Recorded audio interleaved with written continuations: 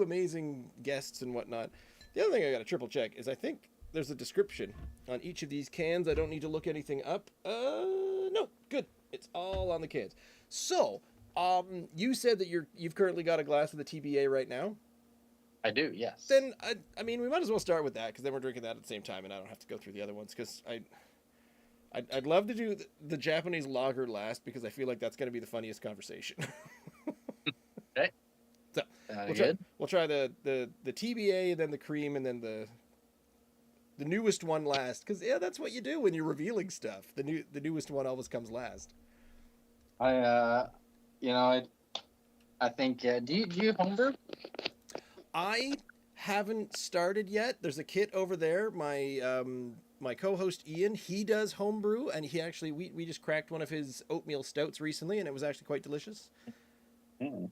But most of it's lost on me, but I hope to get there eventually. Right. I would say when you start homebrewing, when you finally do your first batch, you'll likely just get this feeling of just like, oh my gosh, I can't wait to try it. And then, you're counting down the days and you're checking it every day and you're checking it. And then that day finally comes where you get to like try that new beer. And it's just exciting. It's a little like, a little hit of dopamine, like trying that first beer of the new batch. That never leaves. I feel like, it's why I still, I want to do a new beer every month pretty much. I'm an impatient cook, so that's probably going to be me. Yeah. If I get into it. Luckily, the thing that's holding me back is I'm also incredibly disorganized, and there's no room, space, or anything here in the house to start doing that. So that's, and I'm way too lazy to start cleaning up now. So it's probably gonna stay this way. Either that, or it's gonna get balanced precariously over there on top of a unicycle or something like that. Unicycle. What got you into unicycling? Not me.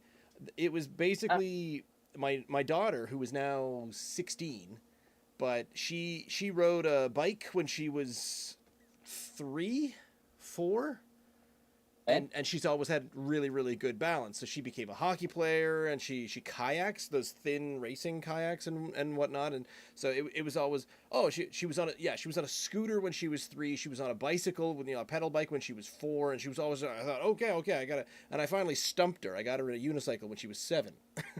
She said, "This looks difficult." And I said, "Yeah, take that, you stupid little easy balancing kid." Might have been my exact words on her birthday, but whatever. Anyway, yeah, I just Did you ever actually get to ride the unicycle? She worked on it, she practiced it, but her other thing, much like me, is the impatience, where if she wasn't good at it right away, she gave up.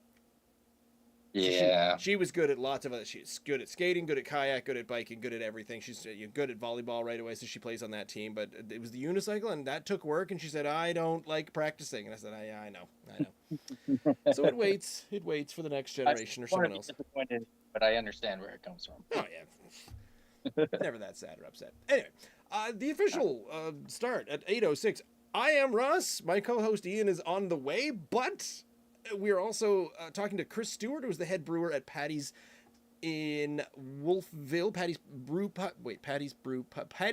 Irish Pub, and yeah, all of that. Yeah, I'm trying to recall it at Paddy's Brewery. Paddy's Brewing. That would make the most sense. But with 2 out of 3 of us here at the moment, we are attempting to drink Nova Scotia Dry. So we've been, I've been hoping to talk to Paddy's for a long time because my story always goes, I drank bad beer because that's all there was. You drink the bad lager. I was stuck in Ontario when I turned somewhere around my 20th birthday, and there was Alpine, there was Labatt Blue. That was about it. And then the inevitable flow into Keith's because we're East Coasters, and you drank all the Keith's, and then someone finally gave me a Rickard's Red, and I thought, ooh, this is the most delicious beer I've ever had in my life. And then finally, Paddy's expanded from Kentville to be Kentville and Wolfville, still in the 2 locations, and someone finally shoved one of the stouts at me somewhere back in, this would have been about 2003 or 4, I think, and I had never tasted beer that good. It was the turning moment for me. Yeah. Nice. I feel like everybody goes on that, like, the malt journey from light beer to slightly maltier beer to stouts to just full blown like hophead. I feel I'm still transitioning to hophead. Ian and I, we discussed this where we say that, you know what, that hazy IPA actually wasn't that bad. I kind of like it because we used to say, oh, no, too much. Oh no, I can't handle that. But we definitely wandered into the malt pretty comfortably, as that is. well, I'm warning you in advance. Then our first beer it's pretty hoppy. And we haven't gone back to a good, really hoppy one in a while because when you go to the restaurants, and I'm not saying going into the tap room. I love going into the tap rooms and the breweries themselves. But when you end up in a Nova Scotia restaurant that is not also a brewery, the choices are limited. Yeah. Both on geography, we're up here in the valley. You get maybe a schoolhouse, but predominantly is the Propeller is what you get. And I like the Galaxy. I kind of always described it as like, like baby's first hazy. It's like, and I don't mean that in an insulting way to the Propeller at all. It's a very good drinkable beer. But that's the thing. It's a very good drinkable beer. It's not a punch your face off with intense hoppy bitterness either. And I think that's what's okay for me, for us. And baby's first hazy IPA, I guess, makes, but it has been my go-to because it's at almost all the locations. Yeah, which is outstanding. Please don't push buttons. I'm resting something on precarious buttons. So if I start beatboxing accidentally, that'd be fun. Just make some sort of signal like this. Anyway. But like you said, the first one we got, the Paddy's Brewing is the TBA Juicy IPA. Now, I think this one's been around since before your time. Again, talking to Chris, we were sort of doing the preamble, but what brought you to Paddy's? But we'll get to that while we're waiting for like foam to go down and while we're going over the beers. But you have been the head brewer there for how long? I started in February last year, so year 7 months. Feb 2023, okay. So yeah, I think we were trying the TBA Juicy IPA before then. So did you inherit this recipe? So the TBA when I started was a West Coast. A West Coast IPA. So it was like clear, bitter, higher alcohol, and it was our worst selling core beer. Okay. Which honestly kind of surprised me. I really liked it. I thought it was like, it's my style of beer. You are from the West Coast, sir. But I am from the West Coast. This is true. But I mean, it wasn't selling well. And at the end of the day, if you're gonna have a core beer, and I felt like were ways to make it, better. And I just kind of took the ingredients that we had contracted for the year and just tried to reimagine the beer. And it was basically just turned into like an all post-boil hop edition juicy. So it went from kind of like 80 IBUs, super bitter, 6.5%. And now the can says 6.3. I think with the yeast that I'm using, it's more like 6.2% and about 40, 45 IBUs. So it's like, we went to Paddy's on this show. We actually went to the Kentville location and we had a flight, and one of them was the TBA. And I remember thinking, one, this is clear, and two, it blew our heads off. But I was always of the impression, this is back before I asked questions, that TBA to me, maybe I'm old, has always meant to be announced. So I thought that it was a placeholder. I thought it was just, we're going to do IPAs every now and then. This is just the current, we haven't named it yet. Yeah, that is all correct. It was a placeholder name, apparently, and it just never got announced, and then it just became a running joke. Okay. So I have a full label, like design ready to go to like replace it. Same beer, just kind of like freshen up the label and freshen up the design with it. But we also have a lot of labels printed that we gotta get through. So it's I would go with fuchsia can, sort of very light purpled can, and it's got that logo. It looks like the Do you have a green screen in your background? I do, but well, that's why I'm not actually in the Paddy's establishment right now, sitting in this corner listening to the Celtic music currently. But it's When we first got out, I'm like, wait, was I supposed to be at Paddy's for the? you're not here. You're late. It almost looks like the stock footage, or like a what's that called? I stock images of a hop on the back of this one. Yeah. So I'm not a big fan of the label where it is. If you've seen the rice lager label, you know that I got some ideas planned for redoing that label. I cannot wait. That's really, because the other thing that Chris told me before we got going was that you're also the I don't want to say the chief designer or the can designer, but you design the labels. You've designed some labels. If you've been into the pubs, you'd know that we have TV screens that kind of run slideshows and stuff, kind of in-house marketing, all of our labels. I post them on the Instagram and stuff. What else have I done? I've designed new tap handles for the bar, getting some new like fridge vinyl things done. I made some beer coolers for like pouring off beer at festivals. So just are trying you to dragging the oldest brewery in Nova Scotia with the brass handles and the wood fittings, kicking and screaming into the 21st century? So if you haven't seen it, the wooden brass handled beer taps, they're gone. It was me, man. It was me. I am an enigma where I both love and hate change. When I want things to be go brand new, make it awesome, but at the same time keep it as traditional as possible. I totally get where you're coming from. Like I lived in Europe for a few years, went to Ireland. It's there's something so classic about that, like sticky, crusty beer tap in a dark, dingy Irish tavern that just seems so fitting. Yeah. And if you put like a North American style branded craft beer tap on there, it would look wildly out of place. So I do understand where you're coming from. When in the last number of years, a number of breweries have opened their doors and set up shop and said, oh yeah, we're in a brand new location, come check us out. So we've gone into Old Biddy's down in Sackville. We've gone into when Smokehouse was brand. Oh, you got to come into Smokehouse and Brewing. And as soon as I heard the words, and we've opened our brand new location, and I kind of got myself geared. I was like, okay, here we go. I know what I'm walking into when I hear, oh, here's our brewery, and we're going to be in our new location. I'm going to be walking into.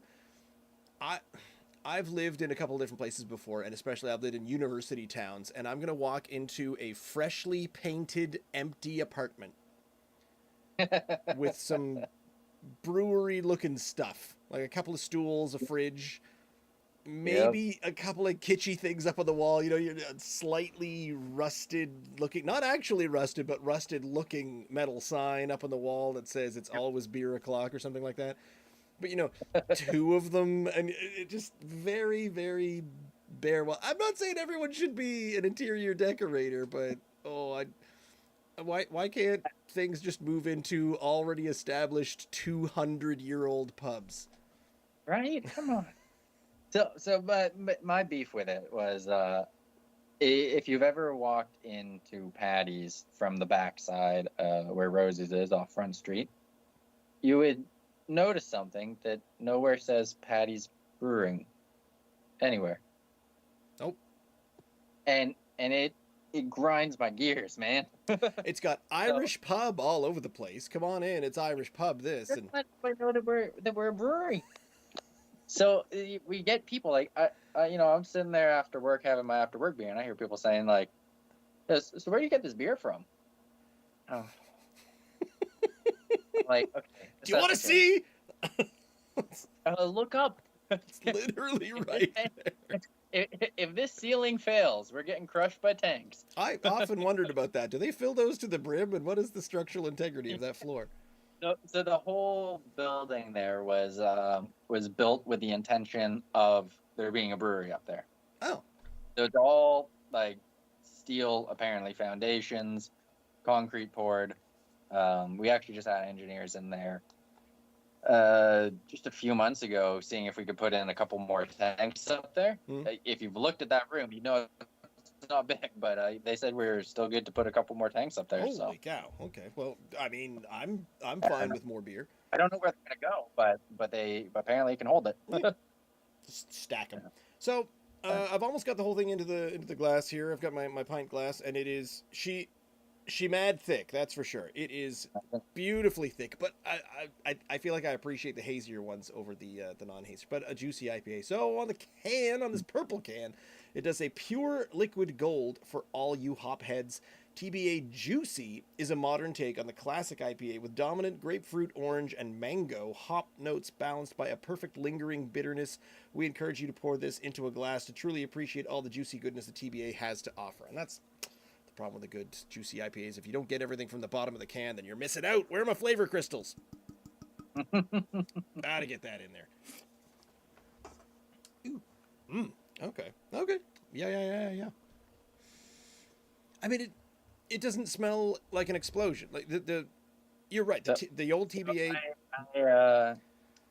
I'm sad to admit the cream ale and the TBA that you have are the last of a run from probably about 6 weeks ago when we were still like, oh my gosh, it's summer. Can as much as we can. So those are probably sitting at about 6 weeks old plus time sitting in tanks. That could be almost like a 2-week-old or 2-month-old New England. And I can tell you at that point, you're definitely losing some hoppy aroma. Well, that would explain why it's not extremely smelly as a beer, but I'm hoping it's still going to end up being tasty. All set for this. Cheers. Cheers. Grab mine.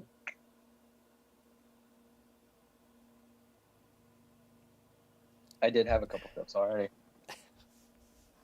Well, as the guest on the show, you're allowed to go by your own rules and do whatever it is you like. So one thing that is interesting, though, and also part of the, if you will, an experiment in-house, we've never had alcohol in a liquor store before.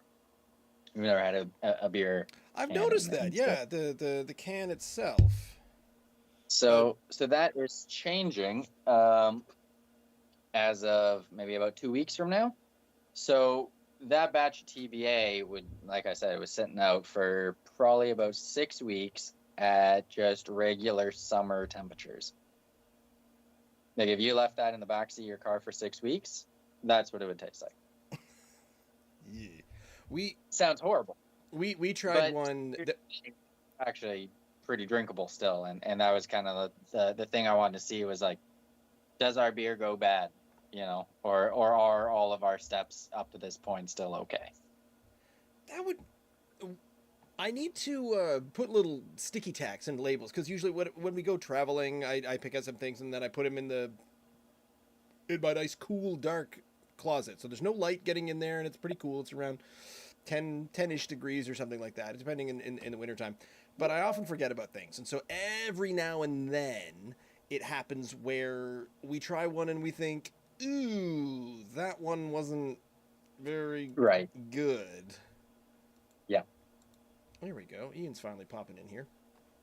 So putting a little time and date label on it could be beneficial, so that we can say, this is the one that's been in there for 6 weeks. This is the one that's been in there for 8 weeks. And we may have had some longer ones. But we also favor the stronger ales. You get a whiskey-aged cast one. We're like, this one, we're not... It can stay in there for quite some time. Wait. Oh, yeah. It's not Thursday. No, it's Tuesday. Can you hear me? Yes, we can hear you just fine. But the video is coming through with some sort of... I want to say time travel filter. Yeah, I know. It's a private ghosty tonight. Oh. For Michelin of all people. Oh, this was your Michelin gig. Right. Yeah, there's one next week. Anyway, we'll get into that afterwards. I'm catching up with you. So carry on where you left off. Sorry, I don't want to interrupt. Hello there. Introduce myself. My name is Ian. Ian, this is Chris. Chris, this is Ian. Chris, how you doing? I'm good, thank you. How's your day been? Lovely day. My phone's doing its usual thing, and it's drunk before I've even started. There we go. So we've gone in reverse, Ian. We've started with the TBA. Ah. And do you remember, I was explaining, well, Chris started by explaining that this is not the TBA that was there before he became the brewer. Okay, so Cole's Notes recap is Chris became the brewer at Paddy's a year and a half ago, February of 2023. He inherited this TBA IPA, and it was very unpopular because it was a West Coast clear and extra bitter, 80 IBUs. And I'm like, I remember we hated that one. Or, well, yeah, we kind of hated it. So this is a juicy version of it. Same name, just kind of an updated recipe. And Right. it's tasty. I like this. And How's it going? because I had friends and they always say, "Oh yeah, I'll order the TBA." And I remember from years ago, I went, "Nope, I'm not ordering the TBA." I remember I did not like that. So I feel I need a little asterisk sometimes on the menu, just saying, "By the way, we've updated this in the last since Ross drank it." But That's why I added the word juicy in there, was to so the old one just said TBA IPA and now says TBA juicy, but I just want to completely revamp it entirely. Same beer. I seem to recall noting that and then thinking, "Oh, I don't remember seeing juicy on it when we drank it at the pub all those years ago." So I also don't. Isn't that funny? I don't know if I'm going to retread, go over stuff that Ross has already said, but we've kind of recently, finally come on board with IPAs. It took us maybe 3 years, but and of the IPA versions available, we both and my partner as well, Rebecca, we've slowly been won over by the juicy things. Therefore, the double IPA. You've had that conversation, have you? Okay. Well, we haven't had that conversation, but I've had this conversation many times with many people who are just like, you know what's weird? I came in, I tried your juicy IPA, and I always thought I hated IPAs, and now it's my favorite beer. So here's the interesting thing, though. This beer went from being our worst selling core beer to now being tied with Blueberry for our second best selling core beer. And actually, at the start of summer, it was outselling Blueberry. So that's impressive. I'm going to sip it for the first time right now. And having just said, of course, that I've finally come around to juicy IPAs, I hope this beats Keith's one that, that I tried there in the week, which I didn't. We bought a 6-pack of it. I was supposed to be doing a beer show last week with Ross, and I couldn't make it at any. And then I bought a 6-pack of it in preparation for it, and then I drank the first one and thought, now I wish I only had one, because it was just a bit. It was just a bit formulaic, a bit generic, to be honest, of all the juicy IPAs. It was their hazy IPA. This is part of their craft beer selection. Yeah. And I wanted to see what all the fuss was about. If it was, it's better than their usual stuff, but it wasn't. It's a red labeled can. Like, it's got a lot of red on it. They've got a red. They've got Keith's red. I wasn't too impressed with that either. But they're hazy. Isn't the can actually red? It's yellow. Thought it was yellow. All right. Hang on. It's yellow. This is so juicy and smooth. Look at the head on it. It's so smooth. My goodness. Moosehead small batch is a big red can with a East Coast IPA, and it's got a big growler on it. It was better, but it was still just okay. It wasn't quite. This is fair. So Ian, I was saying to Ross, the can that you're drinking has been sitting out at summer temperatures for about 6 weeks, because it will be going into the harvest beer and wine stores. Not that batch, the next batch. Because I felt like I needed to know, this is going outside of our building. What's it going to be like? I don't know how they store it, how somebody who goes to the liquor store there buys it, forgets about it in their trunk or something. What's this beer going to be like after 6 weeks? Is it still good? Has it gone horrible? So that's what it's going to taste like after sitting at summer temperatures for 6 weeks. We haven't had this conversation yet, the ice cold conversation. Cold. What temperature would you say the beer should be coming out of the taps? Well, it depends on the beer. I like this conversation already. Good answer. So, you know, it's unfortunate because most places are just set up for one cold room temperature, Mm-hmm. and it's primarily, you know, towards food safety. So you're looking at 4 degrees or colder, Yeah. and B, you know, what pours well for your best-selling light lager, and that's the same temperature you're going to get your nitro stout at, and those should not be served at the same temperature. No. And that's happened to me more than once, where you say, Yeah. "Oh, I'll try this. You're nice. Your light lager. Oh, crisp, cool. Yes, you like it ice cold." And then you say, "Oh, you've got a stout on. Can I try that?" And it comes out and it's frosty in the glass. And you think, "Oh." So the secret that I found is if you're getting a flight and you got your stout there, just drink the stout last. Just hold it in your hand, let your hand warm it up. They usually do them from lighter to darker, and that's the best way to go about it. Exactly. So it's funny. Okay, so I did a Schwarzbier last year, a German black lager. Mm-hmm. Oh. It's one of my favorite styles of beer. Mm-hmm. And the bartenders were still doing that when it was on a tasting flight. And they're putting it at the end. I'm like, oh, it's the darkest beer, but it's the lightest on the flight. Yeah. Oh, like that should be going at the front. They're like, yeah, but I just do it from color. I'm like, no. Like, I get it, I do. But if we want to drink it from lightest to heaviest, you're starting with the Schwarzbier as the lightest, and you're ending with the TBA as the heaviest, even though the TBA is the lightest beer. Do you want to learn something? Here's a little bit of insider information that I've got, because I know someone working at the liquor store, the NSLC in New Minas, and I was picking up because I hadn't seen it before. We've got it there. I gave Ian a couple cans. It's Propeller. Was it Black Bear? It's a dark lager. Maybe not exactly a Germanic style, but it's a dark lager. And I was buying it, just saying, oh yeah, we got to try this. If they've got a dark lager, heck yes, we're getting into that style of things. And my friend, she's at the counter. She says, "Oh, have you tried this yet?" I said, "No, I'm getting it now." And she said, "Okay, because I want to know what it is." She said, "We've got something. I've got some time set aside tomorrow to get all of the employees to try it." And I'm looking at her. She says, "Oh, I do this every now and then. When a new product comes in, I get everyone to try it so they know what they're recommending to people." And I'm like, "That's really good. That's really amazing. That's so cool." I'm blown away.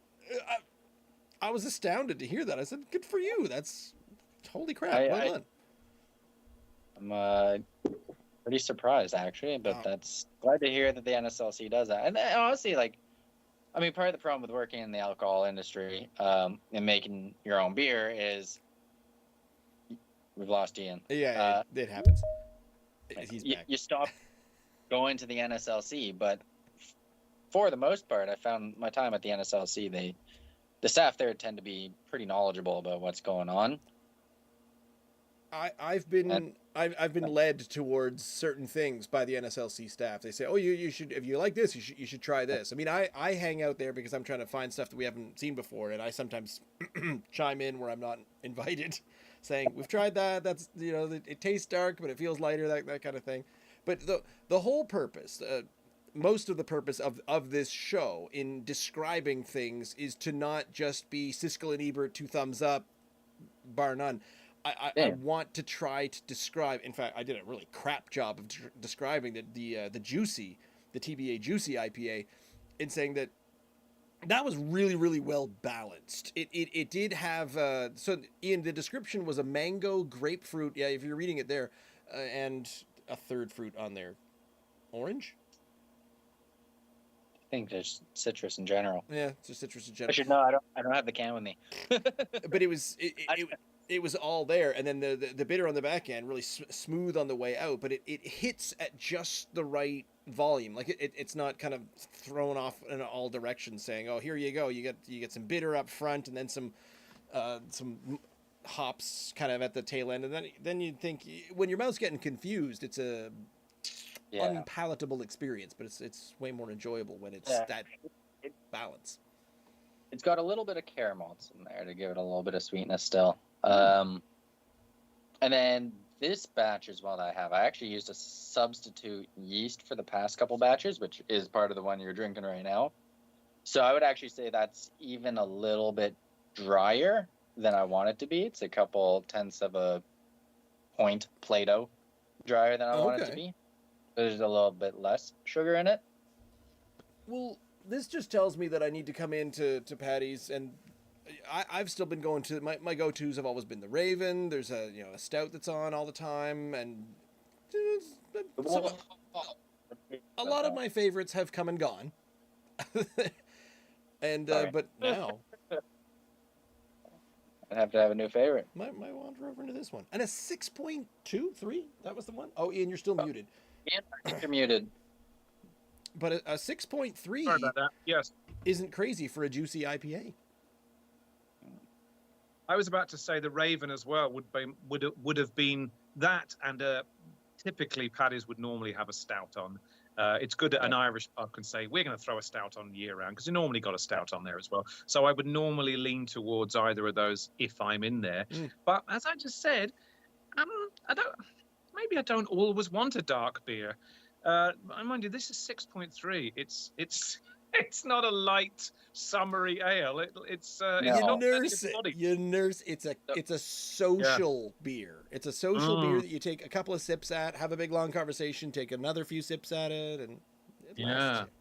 So I actually had a baby version of this beer, a hazy pale ale. I think we just sold out of the rest of it maybe about 2 weeks ago. We have maybe about a dozen cans left, and that's pretty much my favorite style of beer. It's just like a hazy pale ale, around 5%, hoppy, a little bit of sweetness, not too bitter. Okay.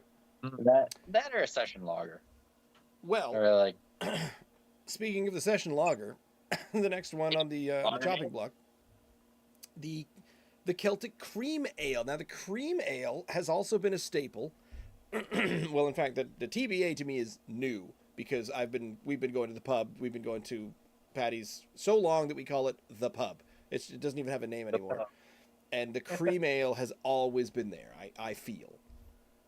Cream ale has gone through many iterations, which really messes up my brain, but okay. The cream ale has changed a couple times since I've been there.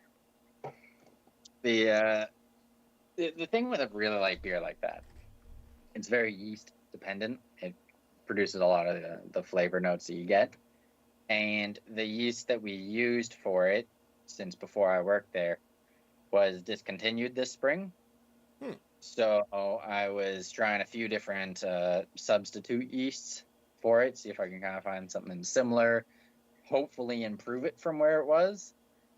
I think I got it back in a pretty similar place. Okay. So how do you go about that, Chris? I get one every weekend still, so it's at least good enough to keep me interested. And if you're trying to duplicate a taste that is that people like, etc., do you just do a tiny batch at a time and then wait 6 weeks and then think that's not quite right, and then so I would imagine this must take many months to get back to where you want to be.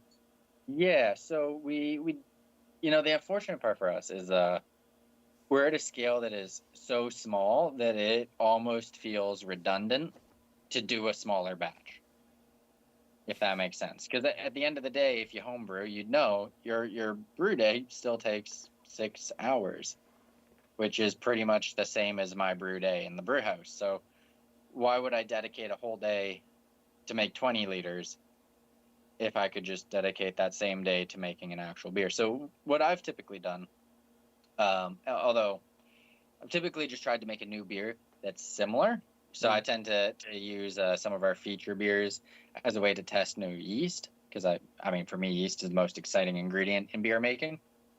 But I have, taken 20 liters from a batch of cream ale that I've done, put it into my homebrew fermenter, toss in a yeast that I'm interested in, and then just, ferment it out and carb it in a keg at home. See how that tastes. Okay. I've done that. And that could lead to new discoveries, new flavor. Yeah, exactly. Yeah, I mean, really, yeast is the most under talked about ingredient in beer, in my opinion. We talk a whole lot about yeast around here, especially when we have brewers on. I don't understand what's going on, but Ian loves it. Chris, I'm not getting into too much politics. I know you're employed by Paddy's. Are you given, are master brewers given a fair amount of free rein when they are creating to maybe try something a little bit different from time to time? I have not. The only time the ownership has told me to make a beer was the pumpkin beer I did last year. Okay. Besides that, all the beers that you tried have just been whatever I felt the taps needed. Oh, okay. Well, then you are given you are given some leverage to change things a little bit and to Okay. Yeah. Well, that is good to know. I would say, I mean, this is my experience of Paddy's. I can't say that's the case for other head brewers or other breweries. At the end of the day, whoever owns it gets the ultimate say. But at least here, I guess I'm given the freedom to kind of just say, like, you know, I've been brewing for a long time. It's not the first brewery I've worked at, and I mean, at least the beer so far has turned out all right, I think so. Well, I love the juicy already. Yeah, I'm really looking forward to this because I historically did not like the cream ale. All of my friends always drank the cream ale, and I always thought it had a unappealing aftertaste to it. So I think cream ales for me, Ross. I don't. It's not just Paddy's one. I find that cream ales are a little bit bland, a little bit flavorless. Typically, actually, a little bit low in alcohol. They're kind of this one isn't. It's 4.9 whatever, but they do bore me. So I'm open to this. Celtic lagered ale is gold in color with a light malty flavor. I'm liking these words. With a crisp, refreshing finish, Celtic is perfect beer for any occasion. Cheers. Like Ian says, it is a 4.9 written there on the can. Can obviously not designed by Chris. Because it's green. I did design that can. You did? I'm sorry. I'm giving you a hard time now. I mean, it's...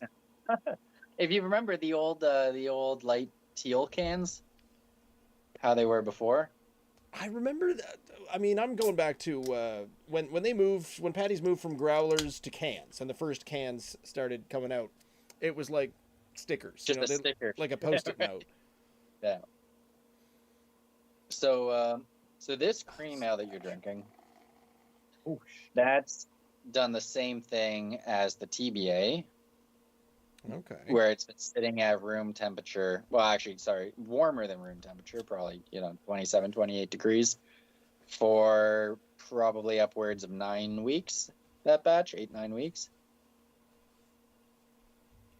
Which is, disclaimer to anybody out there in case it wasn't obvious, that's not an ideal way to store your beer. Thank you for saying that. I was about to say, wow. Keep your craft beer in a fridge. I don't keep mine in the fridge. I keep mine typically. I used to keep it on a concrete floor in the basement where it's a little cooler off the floor. Ross has got the I do keep mine in a concrete room. A relatively cold room. It keeps it about 14 degrees. But if you're storing it, I assume that's extremely short term at those kind of temperatures, Chris, because the only reason why we're keeping it that way is because we're sending our first batch of TBA and cream to the Harvest Beer and Wine stores. Those should be going out in about 2 weeks, and I was just genuinely, a couple of reasons. One, I wanted to build up a little bit of stock so that, because we produce so little, that if we're sending 30 cases off, that's 720 cans. For our size, that's that's almost half a week's brew, just getting shipped off in one pallet off to a liquor store. So we need to have a little bit of a buffer. But I also want to know just how does it store? How does it sit? If it's sitting in the backseat of somebody's car, if it's sitting in a warm warehouse in summer, how is it going to turn out in the end? So I hope that it's still okay. Well, the TBA turned out okay, and I had a can from the same batch that you had. It's crystal clear, but I'll tell you, this is a deeper colored hue. I've always found the cream ale when it arrives is very pale, excruciatingly pale, and I was thinking to myself, one of two things is going to happen here. Not to judge a beer based on its color, because we've done a golden stout before, which made no sense to us. We've had the the Schwarz beers as well, but when I get something and it's so flaxen pale, I feel like I'm either going to get something tasteless or artificially too bittered just to make up for it. So one of the things that happened, I had mentioned that the yeast that we had always been a staple yeast in this beer, and gave off so much of the flavor and aroma of this beer previously when I started working there, got discontinued. And I was like scrambling, how can I kind of get back in the same direction? I thought, just in case something like this ever happens again, trying to future-proof ourselves against something like that, I wanted to up the caramels in this beer as well. Yeah, add some a little more crisp carapils and Cara Light to it, just to give it a little bit more malty body. And then I also upped the aroma hop additions just to give it a little bit more like tangy aroma to it, just so that then if we ever have an issue with yeast in the future, there's some other flavor carrying the beer. Okay. That makes the transition less noticeable. Well, that makes sense. We've dropped Ian once. Your description was so tasty and flavorful it knocked him right off the internet. But I am all set. Ian, are you all set for this cream ale? I am. I'm sorry, Chris. This is something that's been going on for way too long. And I take off my Wi-Fi when it's usually Ross and I. But I found the last time there were 3 of us involved, it just wasn't working. When I was going to the satellite, it was too slow, buffering. So therefore, I have to go back to the Wi-Fi, which means I'm up and down like the proverbial horse. The traditional 2.5 minutes of this podcast every week where you describe your internet issues. Eventually, it's going to be righted, or I'll move, or whatever, and eventually I ain't going to bore you with it. This actually had the smell, Ross, of, and I'm going to say this, half in reverence, and half maybe not so in reverence. It smells like a Paddy's beer. Does that mean anything to you? Because I don't know. It does. Do you know what I mean, Ross? Yes, I know exactly what you mean, because Paddy's has been our ground zero for introductory craft beer and craft breweries. I mean, it was probably a good 7 years past that when I realized that there was more craft breweries out there. Huh? Yeah. Other people do this? Yeah. And there. Honestly, it comes through in the taste a little bit as well, but it is. I wonder about what water is in. I mean, you just said, Chris, that the most exciting thing about added to beer is yeast, but of course it's all water at the end of the day, and clearly the water that you use is going to make a huge difference to the flavor of your beer, even without the hops and the sugar and the yeast and whatever you. Here's something that might come across as like mind-boggling, at least it was to me. When I first started working there, one of the first questions I asked was, "What's your water profile?" Mm-hmm. And they said, "I don't know." Oh dear. What do you mean you don't know? Oh dear. I'm like, you don't have a water analysis? Yeah. Oh? Yeah, that's interesting. What would we need that for? We make beer here. How do you decide what salts you add to your water if you don't know what your water profile is? What's the mineral content of your water, right, for the Virgo? It's Wolfville groundwater that's been filtered. Okay. Okay. Sure. Show me the data. Yeah, right. Get the printout off the dot matrix over in the corner. Because I don't have it on, but we got one done. Wow. Having brewed homebrew for a number of years, and I've got Chris, I've never, and as Ross knows this, I've never got that deep down and dirty with it. Making about you just said there, You know, you can on your brewing day you can put aside 6 hours. Well, very rarely have I put aside 6 hours because I don't brew from mash. I don't go from the grain. I've messed around with it a little bit a couple of times, but typically, to me, I just want to get a reasonable batch for $50 and make it and it's so easy and they're so easy to do. But of course, I was always using the water that came straight out of my tap.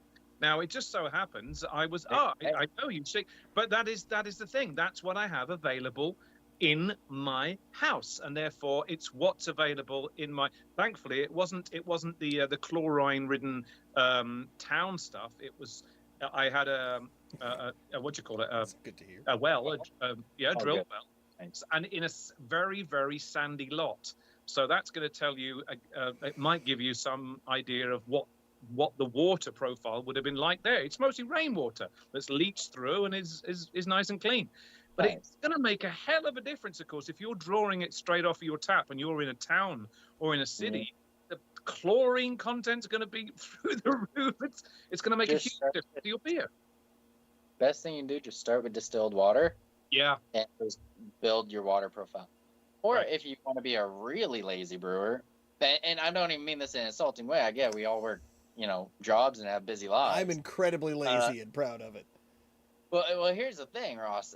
You could always head out to Arcade Brewing or Brew HQ in Burnside. Mm. I think, is it every second Wednesday? It's it started as a homebrew store, then they added on like an old classic arcade, and then they started adding like a brew your home brew here, and then they started a brewery as well, and now they have these like old classic English hand drawn cast conditioned beers, which are fantastic, by the way. Yeah. I do recommend people go there. A mouthful. But I think it's every second Wednesday they do up just a batch of wort, and then they basically send out like a newsletter saying, this is a style of wort we've done up, come by with your fermenter, we'll top up your fermenter for this much, you get some arcade tokens and a pint of beer and your yeast of your choice, and you just add the yeast to the wort and you ferment it at home. They're really cool. I talked to them when I was down at the Discovery Center for an event, the Science of Beer. This is where I met a number of different groups down there, and I keep meaning to reach out again because they had they were the only ones there who had an English ale, and a peculiar was the beers that they were making. But the problem was their liquor license hadn't come in yet, so they couldn't legally sell or serve anything at that event. They could just be there in person saying, come to our brewery sometimes. And I'm like, please give me your interesting beers. They have excellent beer, and they're just a lovely group of humans too. Like just sitting there chatting with them, they're so nice. My favorite part of trying our hand at talking to all of talking to the breweries, just talking about Nova Scotia craft beer, talking to everybody, I don't think we've come across a moment where we said, well, that person was a jerk. It doesn't happen. Honestly, it's funny. That is such a perfect takeaway of the craft beer industry. Like, I worked in a brewery in Germany. I worked in one, a few here in Nova Scotia, and you just don't really run into not nice people here. There just seems to office politics don't really seem to exist in the brew house, which is just great. Yeah. On that note, I want you to expand on that, Chris, if you can, while we're drinking down this really tasty. I love the body in this. It just feels like it's a lager, but it's got a little bit more going on. It's a beautiful kind of goldenish lager. But I'd love for you to continue on with how before we went live, I feel like I stole all the good information of your brewing history, starting in Germany and moving on. But at least you get to tell Ian about the whole thing. So I will quietly sip beer. Yeah, so if you could. So I was born in My link Vancouver. will stay up. Sorry? Hopefully my link will stay up while you're talking to me. So I was born in Vancouver. When I was 21, I moved to Germany to do a business degree there, in international business. My original goal was to open a craft beer bar that just featured dozens of craft beer taps. I always thought that was very cool. As soon as I turned legal age, I just fell in love with sampling craft beers and going to all the breweries in Vancouver, because there's so many in Vancouver. and just trying flights everywhere. And I just wanted to kind of like have that experience. And then being in Germany, it's such a beer country. You know, it's the place to be if you want beer, but it's not the place to be if you want an IPA or an American Pale Ale or a hazy Pale Ale. And I was just like, oh man, I really want a hazy Pale Ale. I really want an IPA. How do I get one? I started looking at like, you know, ways that I can ship my favorite IPAs from Vancouver to Germany. And I'm like, oh my goodness, it's gonna cost, you know, $100 and 6 weeks shipping and blah blah blah. I'm like, I bet you I could just make it myself in less time and less money. And my girlfriend's like, you always say stuff like that. I dare you. I'm like, all right, I will. So, how long were you in Germany for? I was there for 4.5 years. So I did. That might be You mentioned there Ian's that, time. maybe there are clearly traditional German style beers that craft brewers in other parts of the world and here in Canada, we are embracing them. The Schwarz beers, the Weiss beers. There are German Dunkels and Alt beers that we're like, we've got to try those. And craft breweries are traditional and are really making those now because they want to present different ideas and different beer tastes and profiles to the public, to the punters that are really interested in this thing. Does it work the other way around? Are Germans embracing Northeast IPAs? God, I hope not. I do wonder about those. So I moved to Berlin in 2016, and I believe at the time there was about 5 craft breweries. By the time 2020 had hit, and I was done my degree, I worked in brewery. Oh, we've lost Ian again. That's okay. We'll get him back. He'll be back.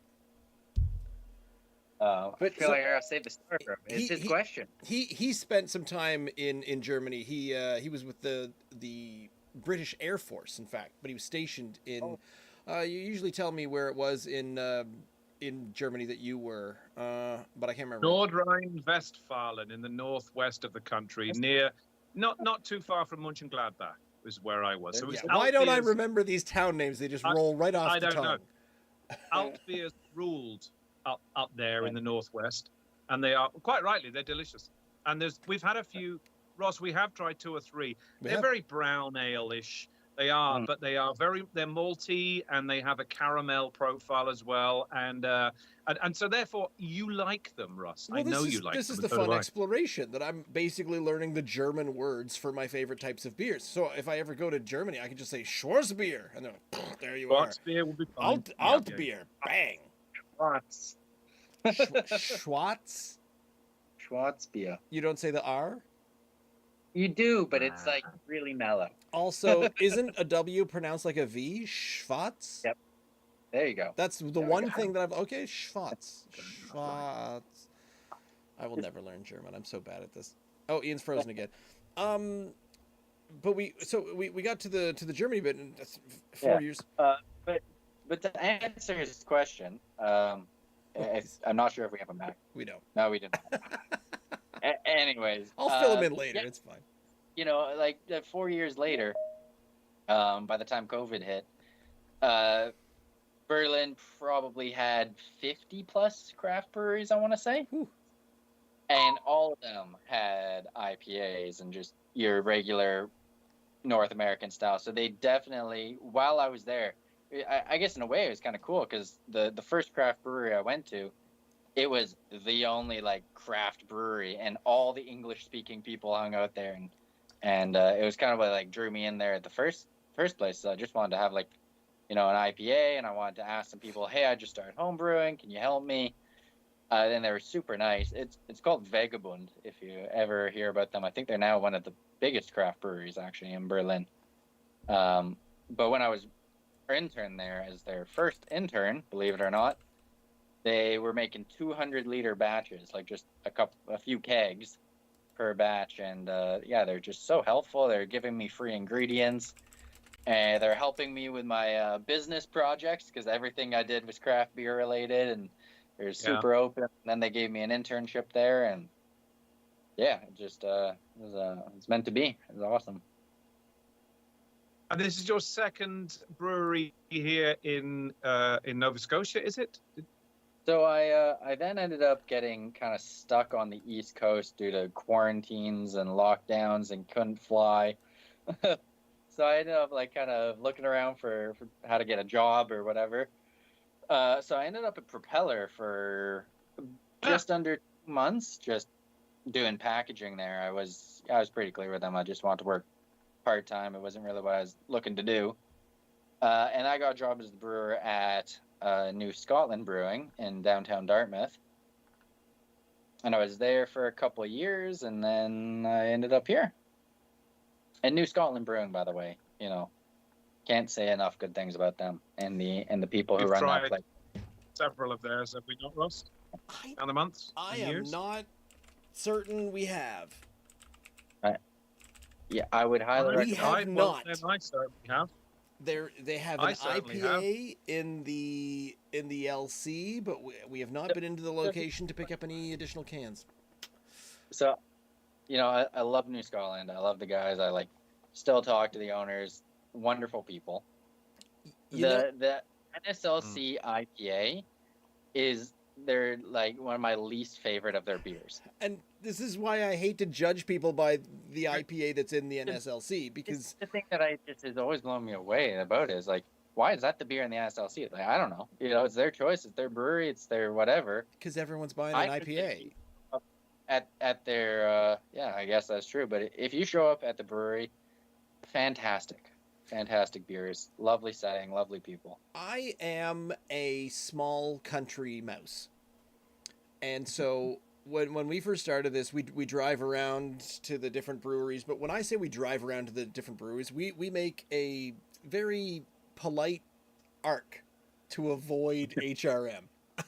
Yeah.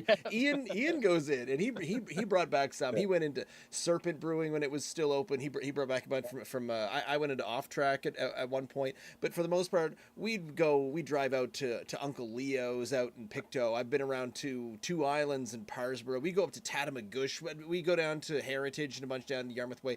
The South Shore's full of them. The Hell Bay. So we try Harbor Brewing while they were around. No, well, you see, I also heard they closed down, but his Instagram is hopping, and he's still talking about this is what's on tap right now. And I went, didn't you close, or did he sell? He might have just. I don't know. I received an email saying that his stuff was up for sale, so maybe he expanded. But I've always thought Harbor Brewing was superb, like for their size and the situation that Chris is working with out there. Also named Chris. I don't even know the name. Fantastic. I don't even recognize the name. This was Muscat. No, not Muscat. This is Sheet Harbor. Oh, Sheet Harbor. Yeah. But he was literally just brewing out of like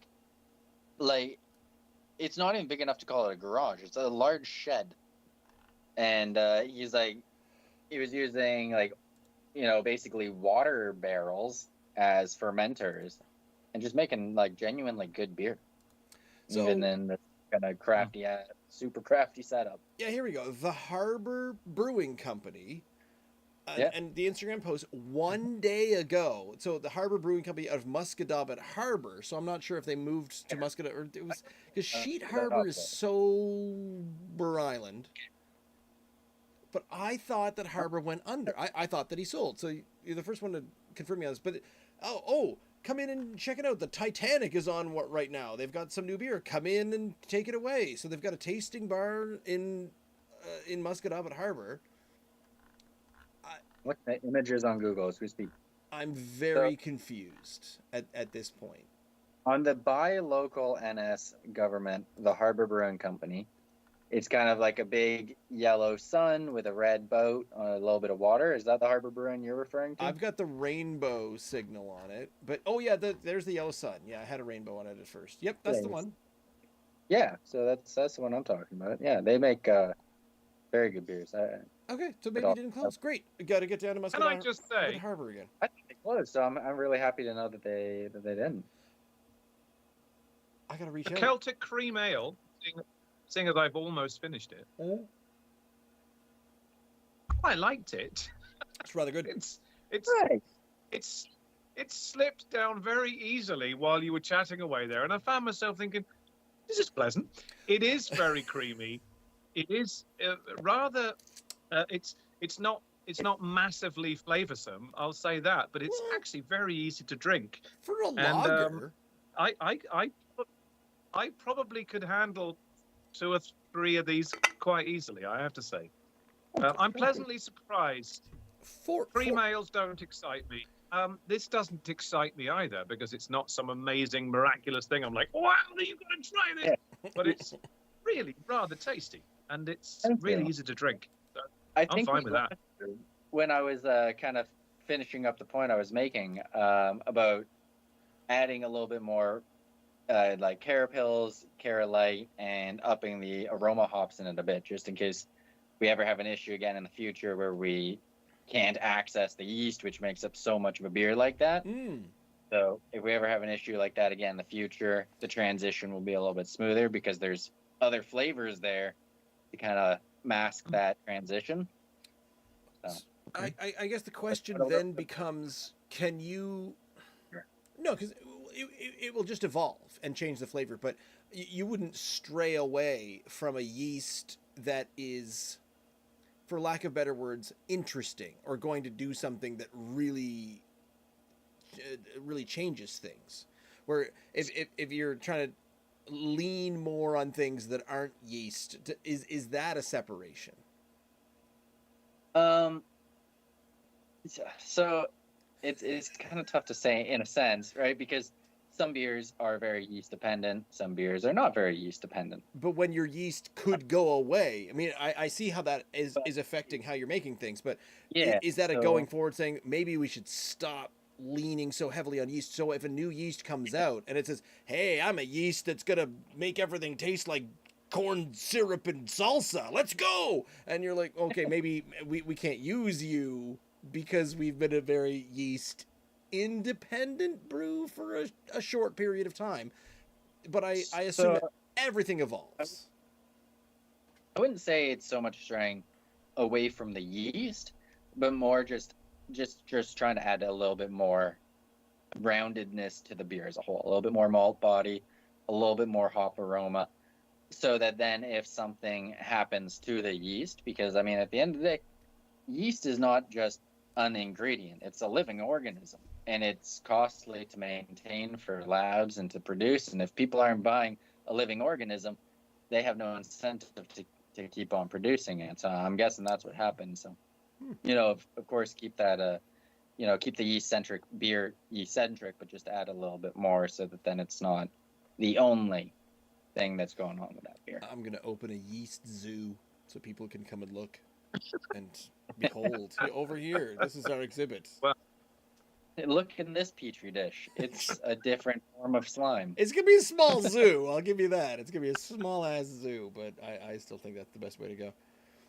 I can't wait to talk about this for so many reasons. Ian, you don't know how good of a conversation this is, because you were over the other day and we quickly we waxed poetic about this can and the can design.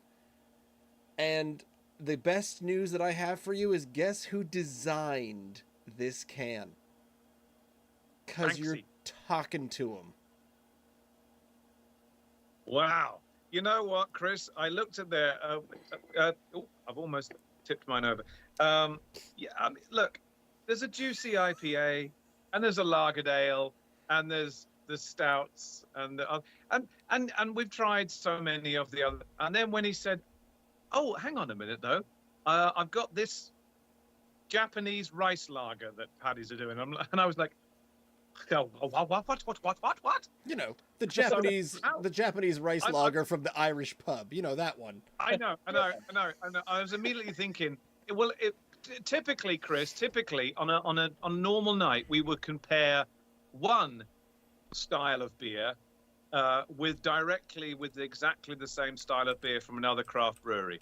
Now, I can't imagine there are too many craft breweries that are lining up to produce a Japanese rice lager. So when this was there, I was like, oh, great. Well, that's something really exciting because I don't know any Japanese rice lagers. I know I've been to enough restaurants. Say it's bad, right?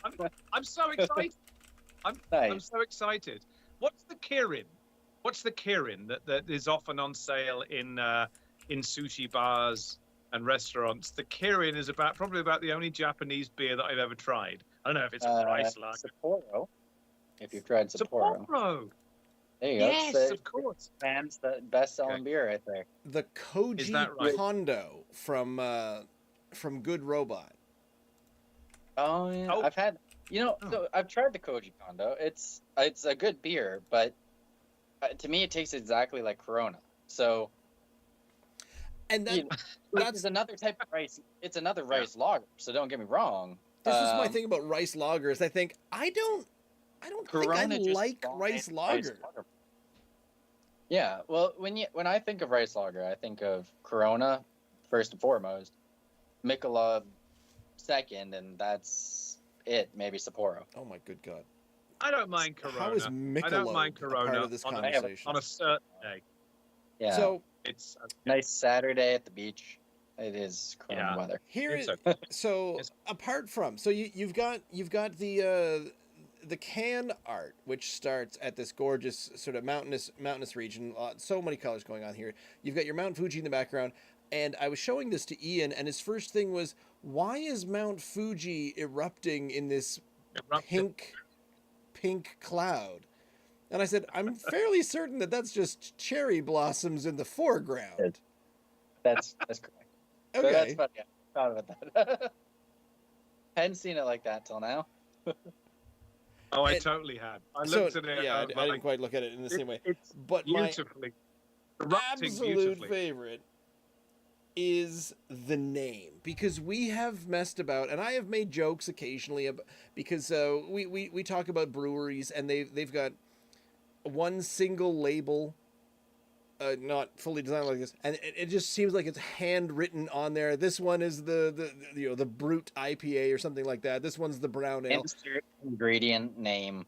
Something beer. like that, very basic, written on there. And I said, what if someone names something an incredibly long name? What do you do there? Do you have to handwrite that on every single one of the labels? And does everyone just revolt at that point? And the answer is maybe, because the title, the name of this beer is At Last Finding Peace, the Final Petals of Snow Fade for New Blossoms.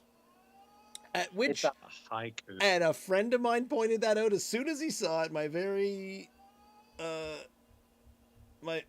astute artistic friend did point out, said, that is definitely a haiku. And I went, oh my God, it is. Of course it is.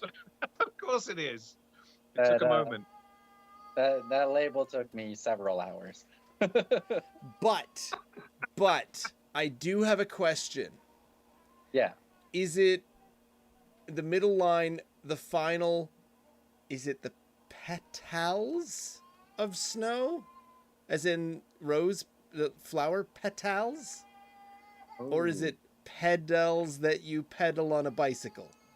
Man, why you gotta do me like that? I'm sorry, I just noticed it, but Hey, you know what? I can make an argument either way. You tell me that this is correct, and I will help. It is absolutely correct. I love the fact that you're pedaling your way out of snow and winter, and you're moving your way towards spring. It is a beautiful I'm so ashamed. metaphor. But yeah, I read that and I went, oh dear. You know, honestly, it's not blame so my dad. important. My dad is my he does all the checking for me. He catches several errors per label. It's not so important in North America, Ross, because the T is pronounced as a D anyway. So it doesn't matter how you read it. If I said the final petals of snow, you would think I was saying Petals. So just ignore I the said typo. I said absolutely nothing. The description on the side of this can is a 4.9% alcohol. Is by popular demand, Paddy's is doing another rice lager. However, this time around, we've opted for a Japanese style rice lager instead of the more common Mexican style, utilizing the legendary Japanese Sorachi Ace hops. This Wow. beer has Nice. blossomed into something beautiful. Cheers! Are you an anime fan, Chris? Oh, Yeah, there's some out there that I like, but I wouldn't say it's like something I watch in particular. No. So did you actually digitally create the warrior? I'm assuming that's sitting in the bottom left hand. You did. So I've done digital graphic effects for, I guess, probably 13, 14 years. I Wow. had a YouTube channel that got really big when I was a teenager. So I guess about 200,000 subscribers. And Hello. I did. That's probably about- almost as many as this podcast gets. Yeah. So I had probably 600 or 700 videos, and every Okay. video has a thumbnail, every video has a Twitter promotion, and I just learned how to do that, over 5 years of doing that. see, I've tried doing that same thing, but I think my highest video view is something like maybe 400 views. Mostly because I made the mistake. Instead of relying on my artistic ability, I relied on my personality, and I think that's where we're falling. We're falling short currently. The personality is where it's at, man. Well, It you is, say what- that, but I spend 45 minutes kissing up to the guest, and then I point out his spelling mistakes. So, what does that say about what's going on You here? know what? Everybody needs honesty, man. I appreciate it. Honestly, I'm gonna have to take it up with my dad after. How do you not catch that? What am I paying him for? I've got to tell you, I'm fluent in ancient Japanese, and I can tell you that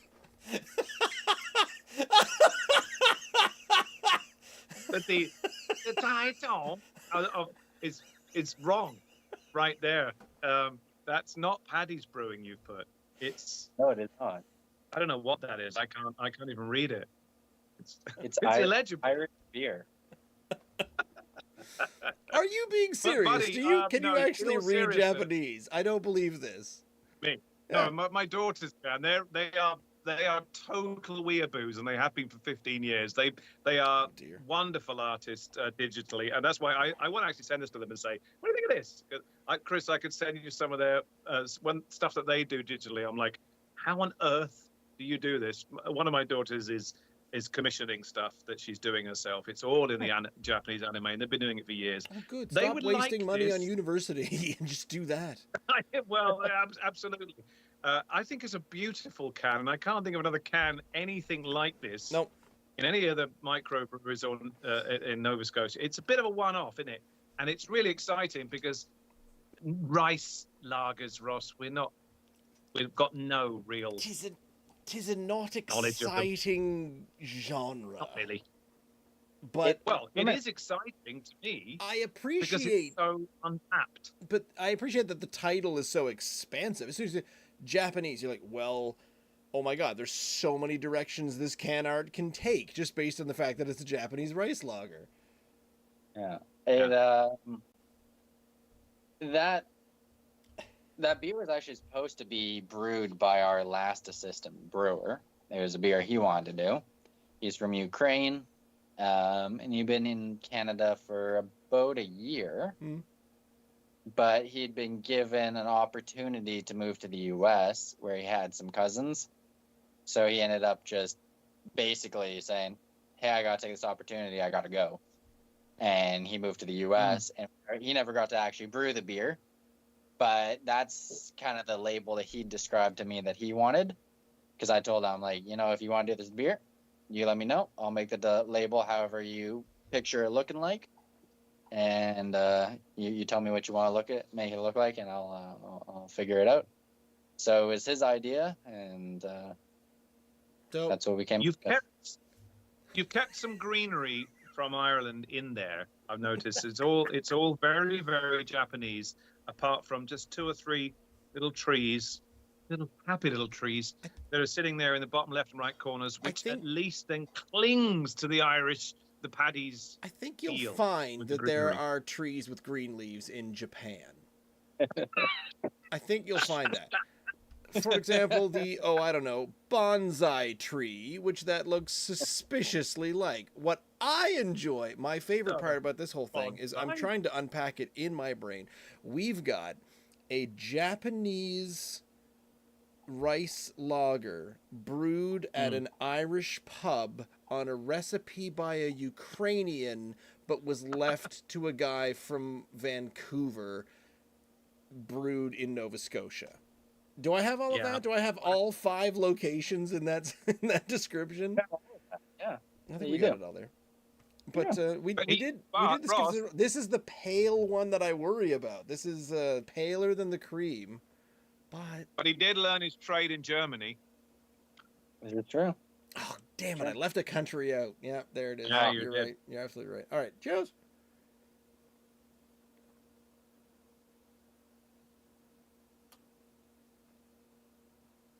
Now, what Chris was saying before was that he and his significante autre have already sampled the cream ale and the Japanese rice. Yes. Yeah. Sorry, we may have drank those. Far ahead of us. Far ahead. Yeah. It's a long day. It's 28 degrees out. Oh my god! Today Having was dinner on the patio. Could we really not crack into a rice lager on the 28 degrees? Could be the last 28-degree day. that's It's so light smelling, Ross. I get a hint of like a tiny spice. So let me. I expect that. I don't know why, but I expect that. Let's see. Sriracha Ace Hops Profile. Let me just pull this up for you. Ooh. Oh my gosh. The Sriracha Ace, the legendary hop developed in Japan for Sapporo. It has a unique lemon and herbal character noted for coriander, dill, and mint.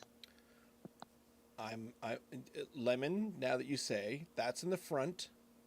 So one of the things with coriander So to form delicate. first out and a lemon kind of aroma.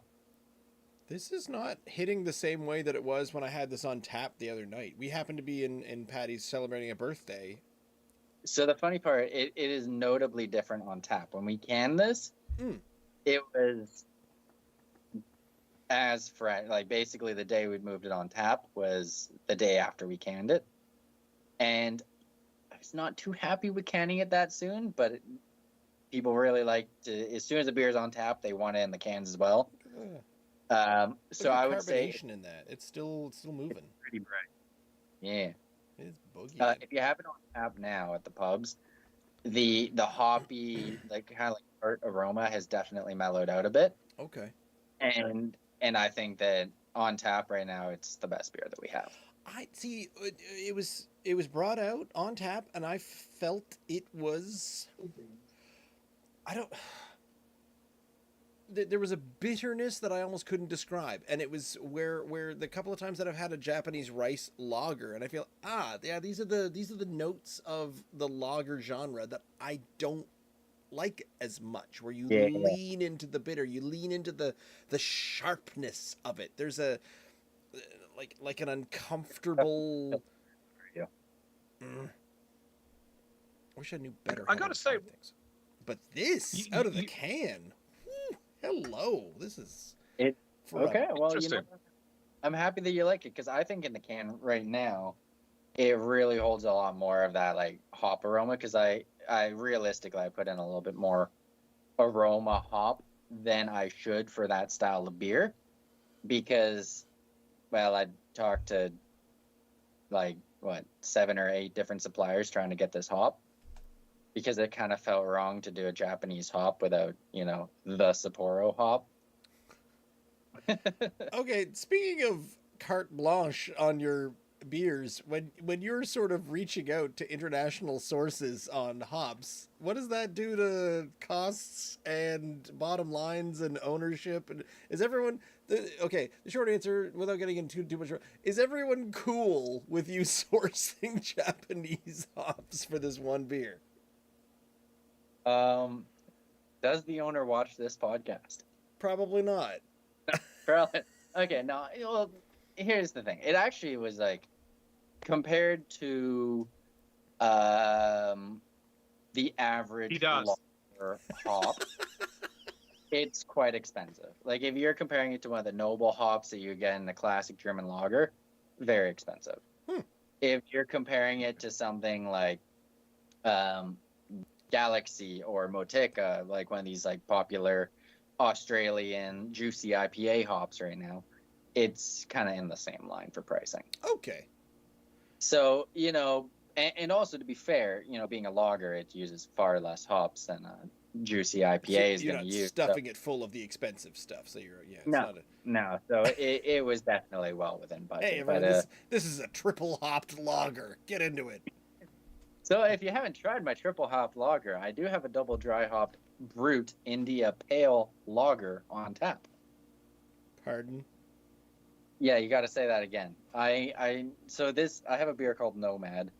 It was my attempt at making a beer that style that nobody has made before. We just discovered I tried a couple of Brute IPAs about 4 or 5 months ago.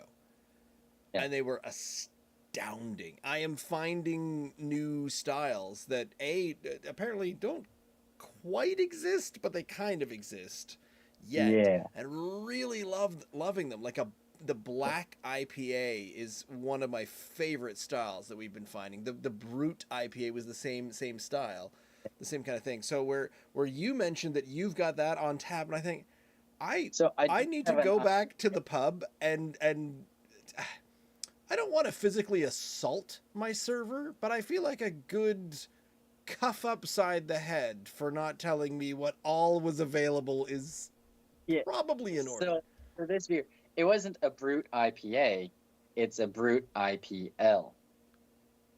Uh-oh. So I did an IPA with a lager yeast and then added an enzyme to break down all the residual sugars.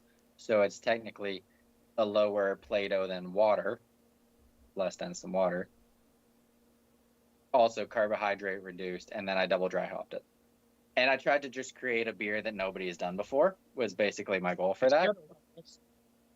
Did you get all that, Ross? Oh yeah, it's all in there. Absolutely. We're only like 2.5 years deep. There was a lot of stuff.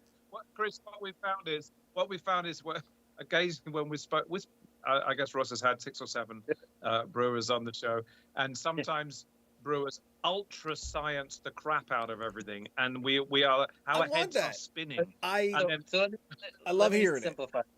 I love hearing it. Do you know? Have you had an India Pale Lager? Do you know what? No. It's Not that we know of. Not that we know of. Nothing has been described that way, but I feel like there is something in between where things are just described as IPAs, because we find such a discrepancy that I feel there probably should be more subcategories. So there's ales and there's lagers, and then in the middle there's cream ales.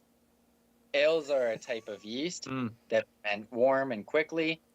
Lagers are a type of yeast that ferment cold and slowly. Cream ales are typically a blend or asterisk. Typically IPAs, India Pale Ales, very hoppy, made with ale yeast, ferment quickly, warm, lots of fruity esters and aromas. Lagers, very opposite end. So they ferment cold, they ferment slower, tend to be more neutral, more kind of like malt forward beers. There's been a trend in brewing lately where people have started using lager yeasts with IPA style of hopping. So they in every way make an IPA, but instead of using an ale yeast, they use a lager yeast. So I've done that. But then I've also added the enzyme that you would use to make an IPA into a brute IPA, a very dry IPA with no sugars remaining. I added that to my India Pale Lager. So it's a very dry India Pale Lager. And you said it was called the Nomad? It's called Nomad. And I And it was my attempt to literally there Saturday, and no one said boo God. to me about this. I was so excited that they had the Japanese. I said, I will try this Japanese rice lager. That'd be fun. So part of the problem that I've had with Nomad is getting a restaurant server to translate the jargon into something that's interesting to somebody sitting there with their family for beer and dinner. Well, what time is it? When does it close? I'll get my wife to drive.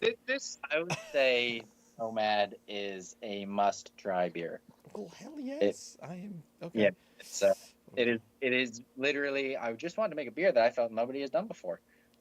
This kind of follows on from what I was asking you maybe 15, 20 minutes ago. That asking whether you were given a certain leeway to, in a small batch version, to just play with things. The answer from the investors is no, not at all.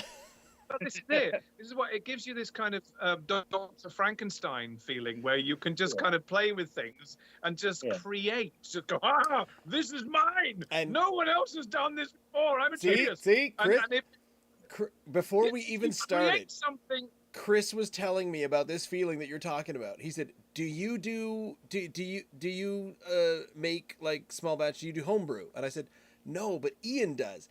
And he described to me exactly what you're talking about right now. That mad science is, I have made this. It is really amazing. And that feeling you get when you get your early kits and you make it, and it's just bog standard kits, and you're just reading instructions. Do this, put A in B, and do this, and stir it, etc. But even that feeling, Ross, it's immense. It is a really amazing feeling that even though you didn't make the wort, but you've done everything else necessary to bring this wort into something wonderful that you can now drink. But when you go in there and you've created something, and then you start browsing down the aisles, and they say, try adding this to your brew. Try doing this. Try making it a bitter experience, etc. Or take away a little bit of this, and that's when you start mix and matching and messing around. Put on a clown nose. Start ending up with everything in the kitchen sink beers.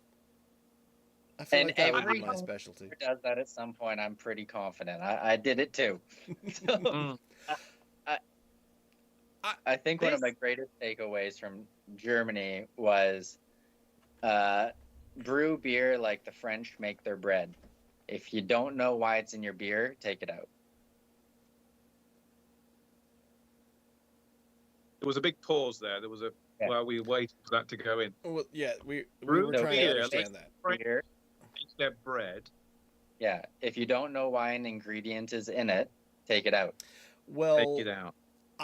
You should know why every single ingredient is added into your beer. Let me follow that up with something that comes up whenever, and I'm going to equate this to fast food.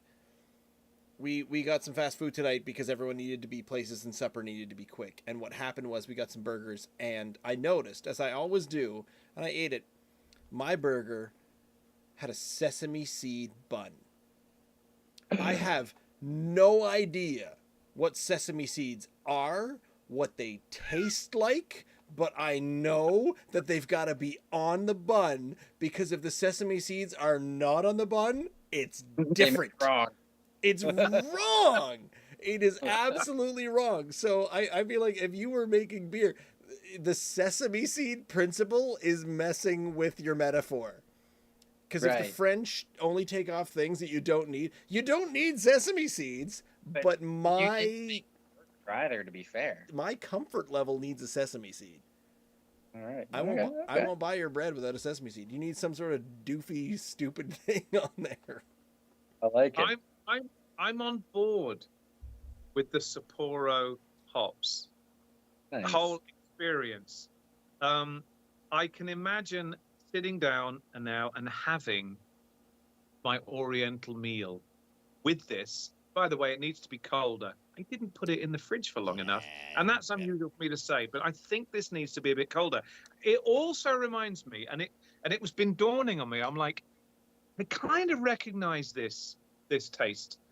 I don't know if the Indians also make this style of beer, but have you tried Kingfisher beer, Chris or Ross? No, Ross? Do you? Yeah. Okay. I have tried it in a curry house in Troon in Scotland outside of Glasgow, and it was the most delicious beer I've ever had in my whole life.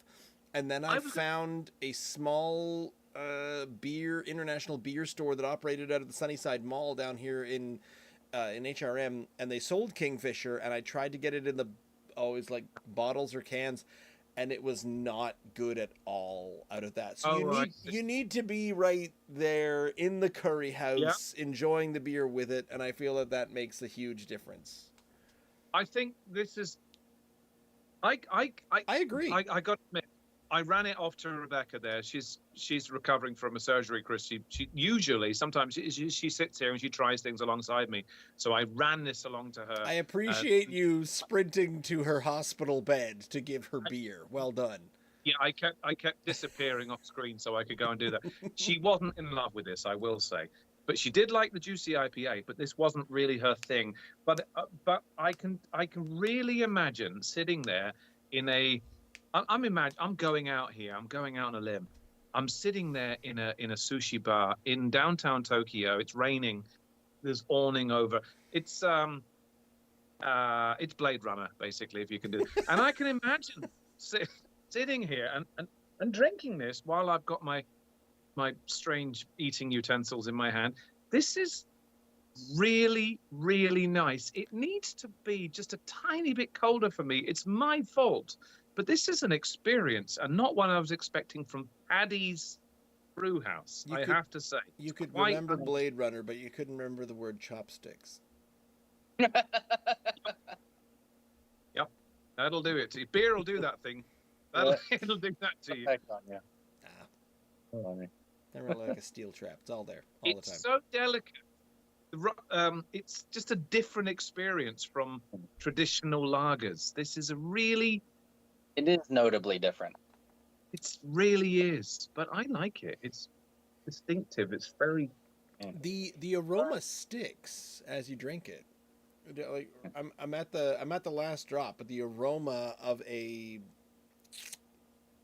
palatable lager of a different style, and the Japanese style of lager, and if you ever had like kind of a lemongrassy lavender rice, kind of just hovers. There's really got this just like lemongrass note to it. Tiny spice. It was almost discernible. It's like I'm trying to figure out what it is, but I don't know. Maybe it's lemongrass. I don't know. Whatever. Cilantro, and I'm not a fan of cilantro personally, but cilantro. I've never done a cilantro test. I need to do that for the full family and see what's going on there. If we're genetically opposed to it. That might be what I mentioned, the Kingfisher early on. Cilantro or coriander, as either we or they call it, is prominent in Indian dishes. And maybe it complements it. I don't know. The juicy IPA. I'm going to be out of here in a minute. The juicy IPA. I've become a huge fan. I said it right at the top. 20 minutes into the show when I finally just decided to arrive, and this is one of the better ones. It's juicy. It's so flavorsome. I'm happy that you think so. I would highly recommend getting a can. We got the new batch from now, actually. Yeah, because it's going to be fresh. Yeah, it's not going to have.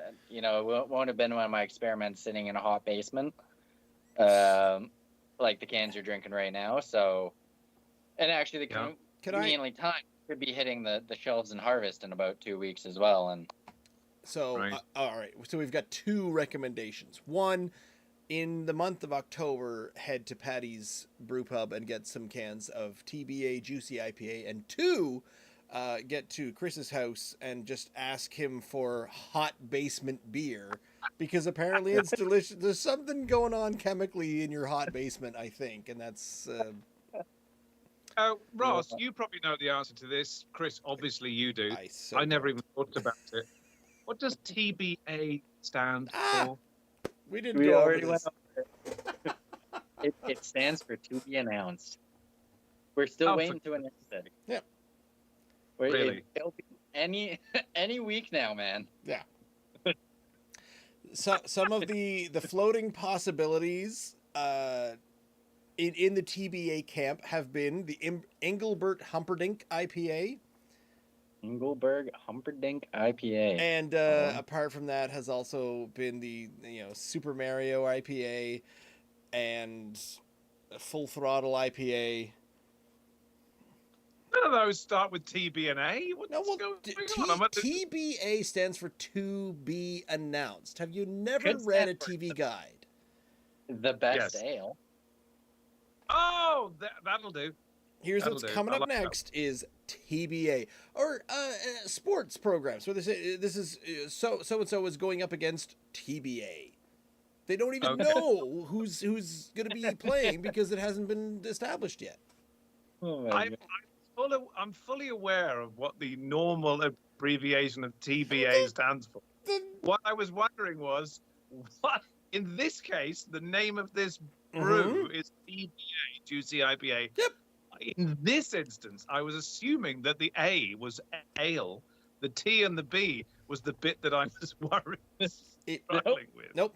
Sorry. Sorry to disappoint. I'm fully ready to redesign that can.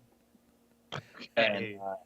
And I have a whole plan to redesign it. That's more like running it with the people above me and see if they're cool with me redesigning a core beer can. Bunch of Riddler Okay. arrows and to be another. Ooh, what could it be? Riddle me this, Batman. Woo-hoo-hoo.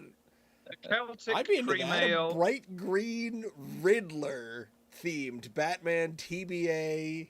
Oh, and then there's like questions on it, and you can only figure it out if you win trivia night at Pat. Oh, speaking of trivia night at Paddy's, Thursday nights, Paddy's. Wednesday, isn't it?